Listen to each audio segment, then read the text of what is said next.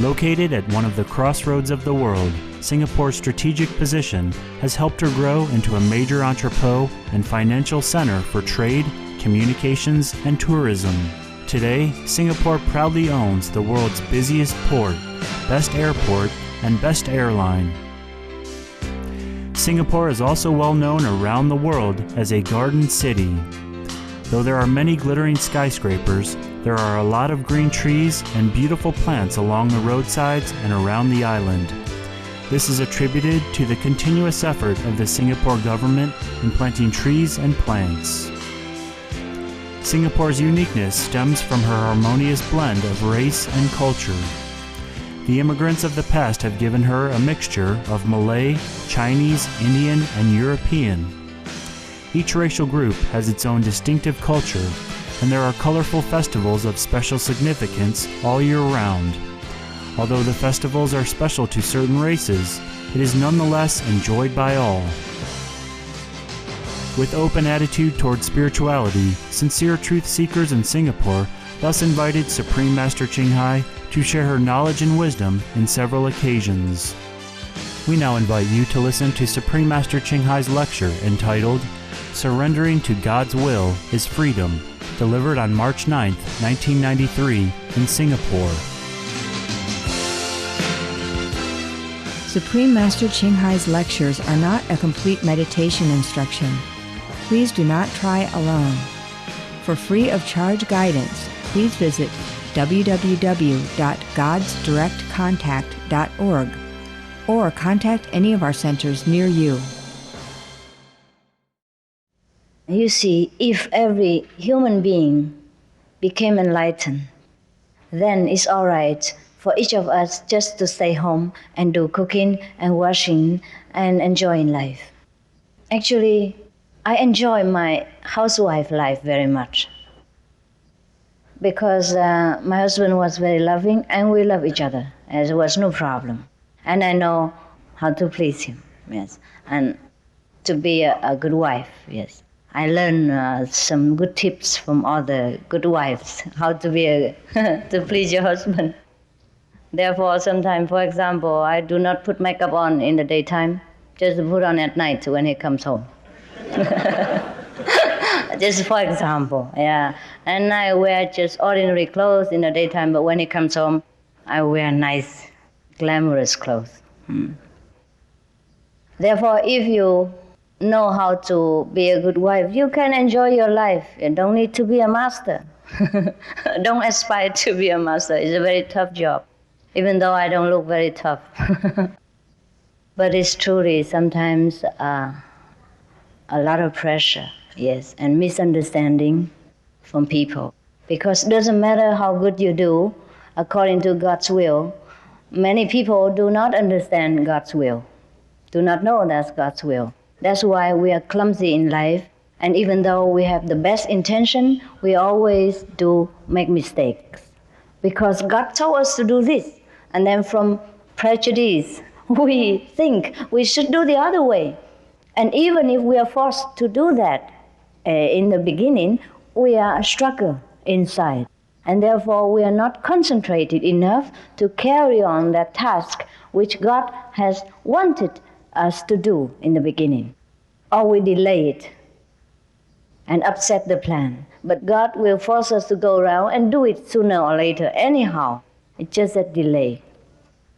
Delay or spoil it somewhat because we are not concentrate enough, we are not willing enough to carry on that plan, which according to our preconceived opinion, that is no good. Yes. Because our society say this is no good. Because our grandmother or parents say this is not very good. Or because our teacher in the school says so. Or because we have learned from books that it is not good.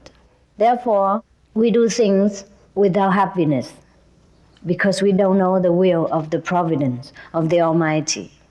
Only after enlightenment we will know more and more each day how to accept the things that is assigned to us while we are here.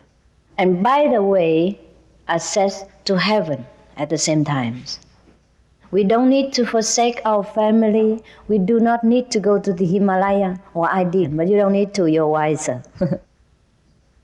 Therefore, I have to come here to serve you at your doorstep. And I had to go on searching a very long way. You are better, more fortunate, more virtuous, more merit. Therefore, God spoils you. God bring me all the way here just to serve you.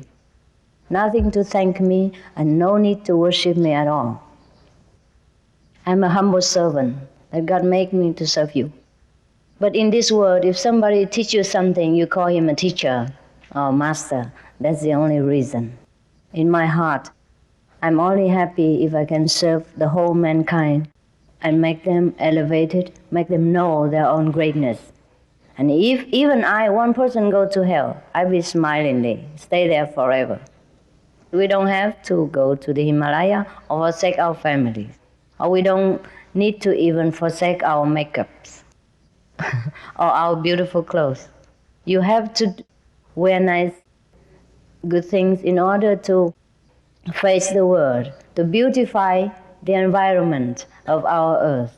Just like you plant colorful flowers in your house, or put some flower arrangement for guests to come. So be a good guest on earth and treat others as good guests. Just do everything as God has given to you to do and that you're happy to do, but get enlightenment. Then you do it in a better way and you accept all things without criticism, without protest, without any obstacles and struggling in your heart. We are liberated, even in this life already. We have heaven already in this life because we will be free from every preconceived ideas. We'll be free from every responsibility. We do things but without doing. We loving but without being proud that we possess love. We give charity but we never claim for credit because we know everything comes from God and we only distribute as an agent. So I thank you for your loving attention. Dear Master, why must we be initiated to get enlightenment? Because you don't know how to get enlightenment yourself. Otherwise, you're welcome without initiation. Dear Master, should an unfaithful husband be greeted with love, tolerance, and more understanding? Sure. He was lack of love, that's why he was unfaithful.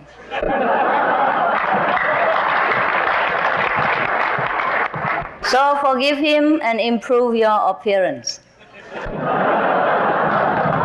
Love him more and sincerely and see into the family affair whether anything needs improving apart from your own appearance. I told you already, makeup in the evening only. And wear beautiful clothes only for him.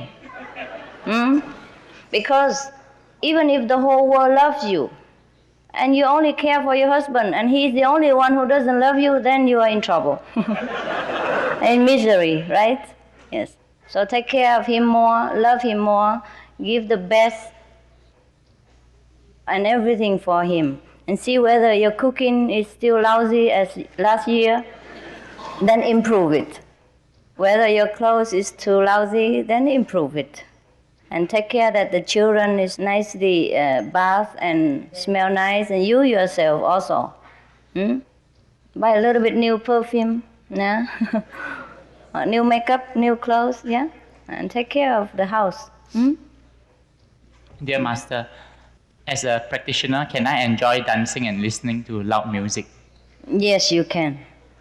But you must meditate. Apart from that. If you do 2.5 hour meditation and then other things you do, I do not forbid. Okay? But after some times of meditation, you don't feel like listening to this anymore because you have inside music, which is more enchanting, more cleansing, more refreshing, and more energizing. That I tell you. Before, I also like music very much. Since young, I was chanting all the time and love all this music. And in my place, wherever I go, I don't have radio, television, no music or nothing. Not that I hate them, it's just I don't feel needing them. Not that I leave them, they just leave me. So do whatever you like until you're completely satisfied, but meditate, yeah?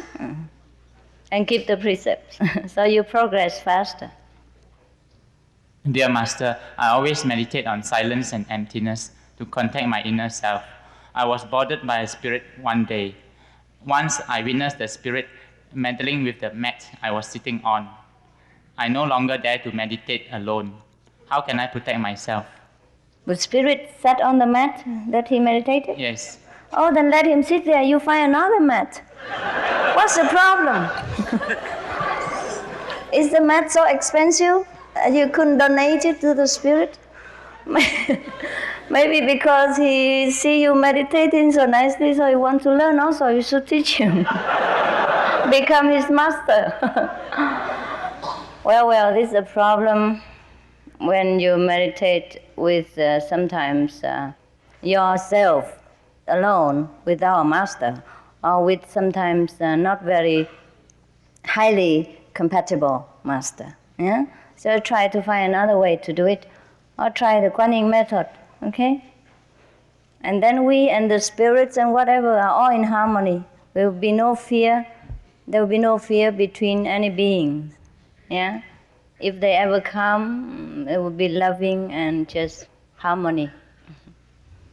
Master, how can I remember my past life so that I can retrieve the knowledge I had learned then? No, it's enough to learn the present, yeah? Because in present life, we don't even learn enough yet. The past life is gone, and God has drawn a curtain between the past and present. It's for our own benefit. Therefore, it's not always necessary to trace the past. Because if we know too much things about the past without having enough power to handle it or to improve it in concerning with the present, then we'll be in trouble. That's why people sometimes come into possess a kind of state of mind or knowing too much of the past, they will be miserable to live in the present. Suppose you know that in the past life you were the Sultan of of such and such country, and now you are driving a taxi. Would you like it? Huh? Or suppose you know that last life you and your wife were having some kind of bloodshed with each other, and now every time you see her, would you be afraid? And that she killed you last life? And can you ever be loving again to her? Yeah? It would affect very much your family harmony and your personal relationship as well as your own happiness. Is that not so? So therefore, we don't need to know the past. We take care of the present and the future will come beautifully. Meditate on your inner self or choose whatever method you like. But I would only recommend Kuan method because I know after all the studies that is the best. It's the highest, the quickest, the safest. So we offer that to you in case you want to gain more knowledge in the present and for the future. And the past take care of itself. The past is gone. The past, we can just forget it. Dear Master, my husband is a non-vegetarian. Can I get myself initiated or should I divorce him? No! Why? Why? Each one has his own opinion about how to live his life. I only suggest the vegetarian diet and a saintly way of living. But should you don't want to take it, or your husband or wife don't want it, don't force them. You can reason with them in course of time, or just show them that it's like this, and they choose. If they don't choose vegetarian diet, it's all right. You can cook for him lovingly, and then hope God will bless him one day that he can go the same path with you. That would be better for you both, that is all. But we don't force or we don't divorce a husband or wife just because he's different from us. It's okay to be different. Dear Master, can you please describe what heaven is like?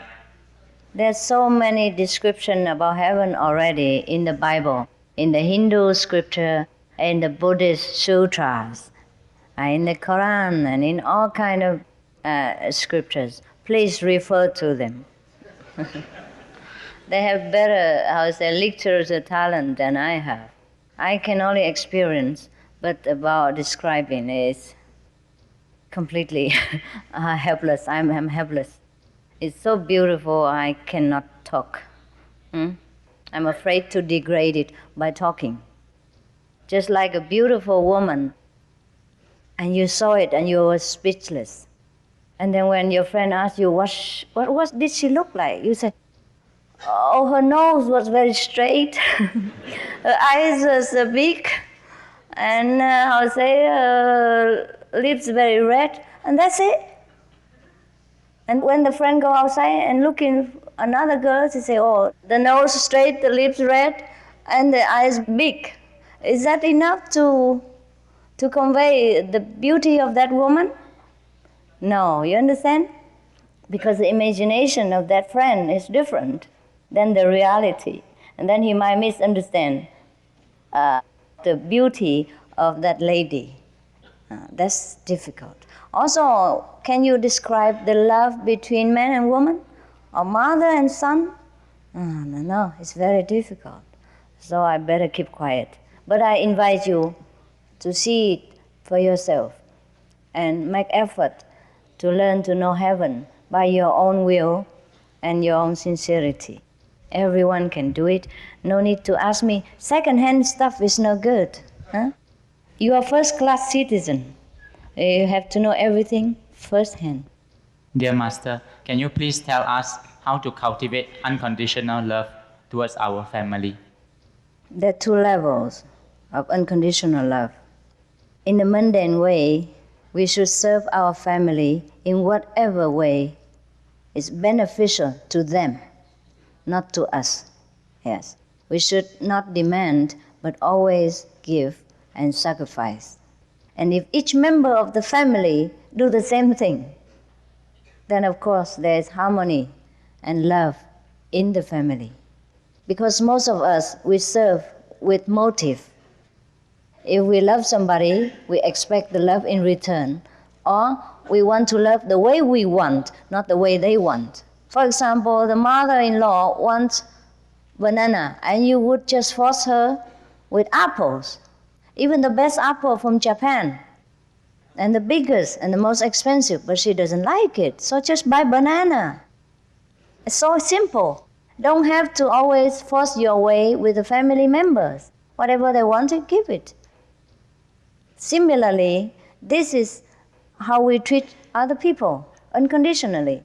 No motive. Let God deal with them and teach them in their time to come around to do whatever God thinks is proper for him. Maybe he wasn't ready for that thing. Maybe his stomach cannot digest apple, for example. Therefore, very simple thing to take care of family. Whatever they want, do it for them, as long as it doesn't harm other persons or doing some criminal action. Then you should obey and serve them with all love and devotion, just like you would serve God. Then that is unconditional love. Now, another higher level is that after you became enlightened, and your love inside will grow in such an incredible speed and also unlimited that you even serve your family member without knowing you love them even. You just automatically do things right. That is if you already put down your ego and completely surrender to God. Dear Master, I'm so afraid of losing you as my master. It is indeed a rare opportunity to be initiated by you. I'm not a vegetarian, but yet I want initiation.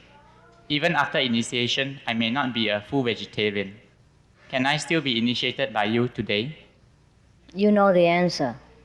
I am also very touched by your honesty. and sincerity. But we have another way for you. You can practice the convenient method, and you can try vegetarian food whenever it's convenient for you, 10 days a month, or 20 days, or 15 days, whenever convenient, yes? Until you're completely satisfied with the idea that God comes first. God comes before everything else in life, before every reason, before every logic, before any price at all. Then you get initiation, all right? Otherwise, it's not fair for everyone else. Otherwise, I initiate the whole theater, the whole hall. Why you alone? Everyone else, many other people, most of the people would like my teaching and love to follow the initiation process. Just they cannot eat vegetarian. So why you alone? Then I just make it a cheap wholesale. Everybody welcome. Yes? It's not that I care whether you eat meat or vegetarian, but you must know what you want and pay for it. All right?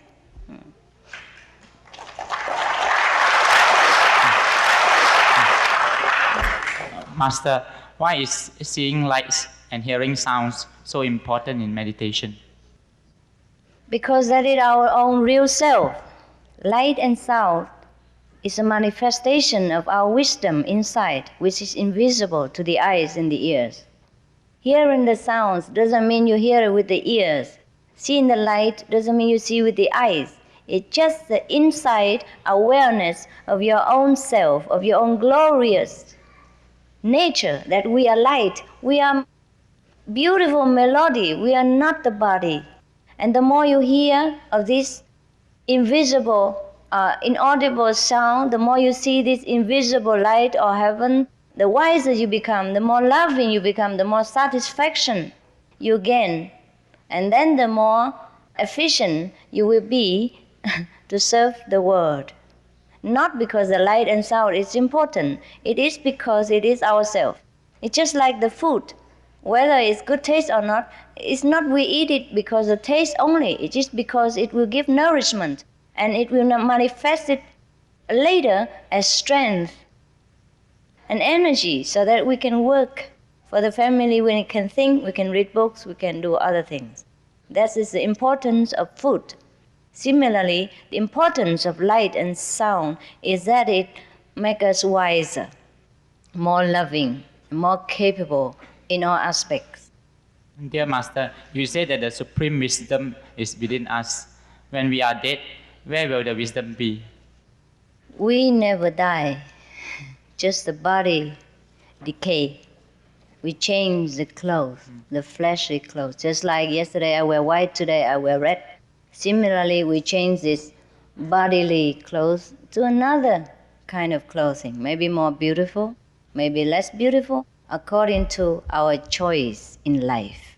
And we choose it by being enlightened. And we know which choice is better, which clothes is better for the next activity. Yeah? If we choose beautiful clothes, we go to heaven. And we choose ugly clothes, we will go to a little bit lower level than human being. If we choose human clothes, we come back again. Okay? But only the enlightened person can choose. Free of karma force can choose. Otherwise, most of the people will be forced to be born wherever their karma or their deeds from the last birth lead them. They have no control whatsoever about their future and about the new clothes that they will buy. My dearest Master, I was initiated last night since I came in contact with your teaching in Sydney 6 months ago. I realized you are the Master I've been searching for many lives. All I would like to say is thank you and wish you have good health. 谢谢. Thank you. Dear Master, is it true that relationships and marriages will distract us from immediate enlightenment? No, it's not true. It's not true. It's not true at all. But it might make us a little bit sidetracked for a while only. If you are completely enlightened or very strong in your spiritual path, very much enlightened, not completely even, very much enlightened. It doesn't matter what you do, it doesn't matter how attractive the world, you will always remember what you want. But by the way, enlightened people will not become metal or wood. Huh? It's all right to take care of your family, your marriage. Most of the masters were married and having children and raising the family just like you. And I say it's absolutely normal, because God doesn't put us here just to be lonely or to endure hardship or to be feelingless or lifeless. It's all right. Whatever happened naturally, you accept it. No struggle, no condemnation, no rejection. Yeah? Just accept it and do things in a moderate way. We practice the middle path. Yeah? It's all right if you don't want to get married or you don't want to take responsibility of family life. But if you want to get married, if you love somebody, it's all right. It's a part of the universal love. Any love is a part of universal love. Yeah? Just accept it as God's gift to you should you find a good partner. And if God doesn't give to you, even you look through your life, you can't find any, so don't worry about it. Dear Master, is our soul and our mind the same?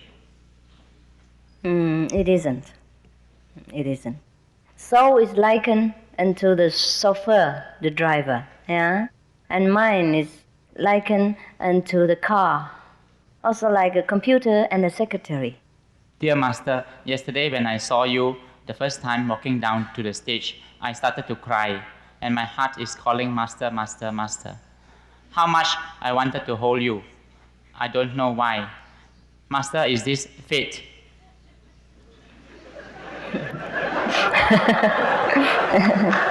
Looks like, huh? Maybe we had an affinity.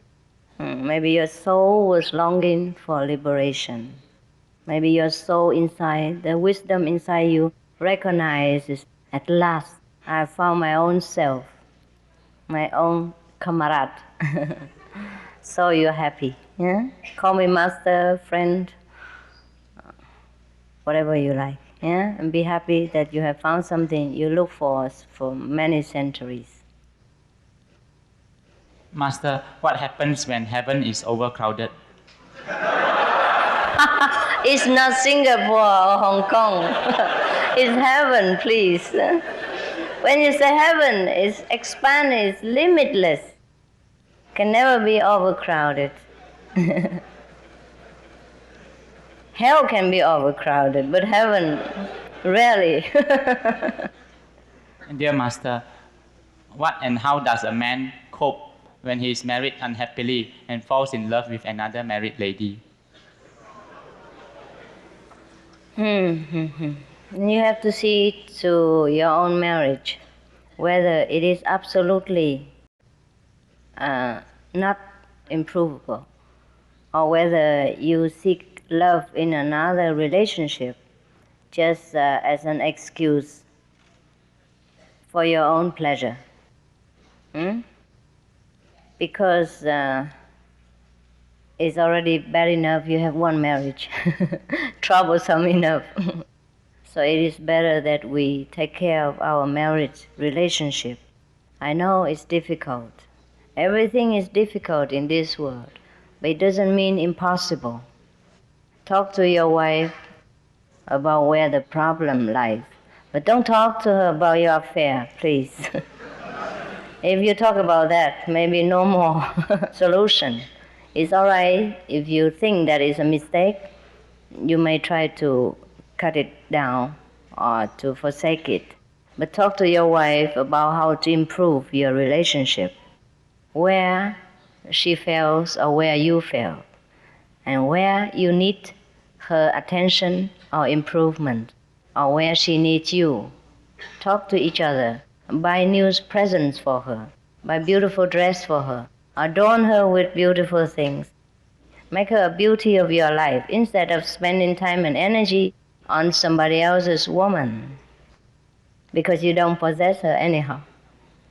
It's better to take care of what you have and wasting time and energy on other people's possession. Is that not right? It doesn't matter how much you like the neighbor's car. You don't go and spray go on it. Spray on your car. Is that not so? Take care of your car because you drive the car. You need the car every day. The car is necessary for you.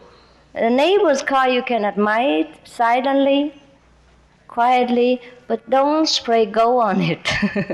Don't look after it so much and neglect your car. One day, maybe the driver of neighboring drives the car away, and suddenly you go without anything, and your car is in garage, broke down, uncared for, and now you are in trouble. So work for your marriage if you think it's worthwhile. And then also by the same time, respect other people's marriage. It hurts to forsake the things you love, but think of other men. If you are in his position, would you feel happy? Yeah? Would you not prefer your wife to be faithful and devoted to you? So make your wife a good wife and make yourself a good husband. And make the neighbor's wife also become a good wife to her husband. That would be the best solution if you don't find a better one. Okay, thank you. Thank you for trusting me with your personal family problem, but this is also very important. If your heart is not peaceful, doesn't matter how many wives you have, your business and everything is go wrong. Better be satisfied with what you have and take care of it and beautify it. Yeah, beautiful, make it more beautiful, more suitable for your taste. Yeah? Just like you cultivate your garden, plant your rose, yeah? Make it more beautiful for yourself. Dear Master, if I'm honest, how do I deal with people who are not honest? Would I lose out? Even if you lose out, you must be honest. Honesty doesn't mean stupidity. Yeah? Deal with people the way you should, but keep your dignity and keep your own honesty, because you are the one who lives with yourself. Even if you can cheat other people, you yourself know what you are like. Yeah? So it's best to protect ourselves. To be honest with other people is the best protection for our dignity and our conscience. That's the best way for us. Yeah? I take leave of you now, but I take you with my heart.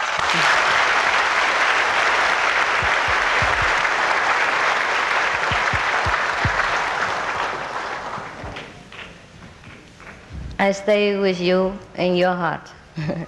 Please keep me also in your heart sometime when you're in trouble. Yeah? Thank you so much.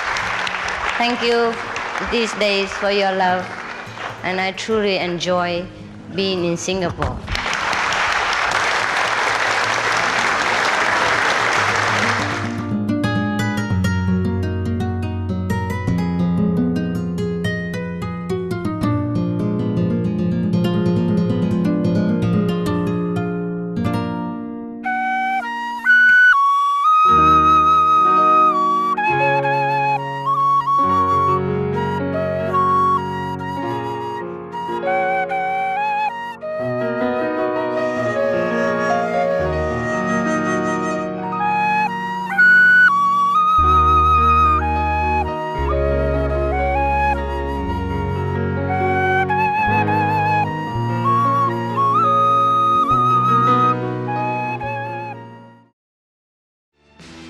Supreme Master Ching Hai's lectures are not a complete meditation instruction.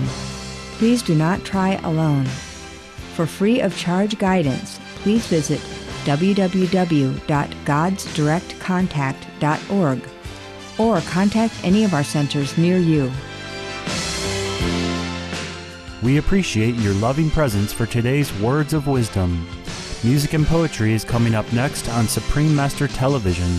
Please stay tuned. God bless and farewell for now.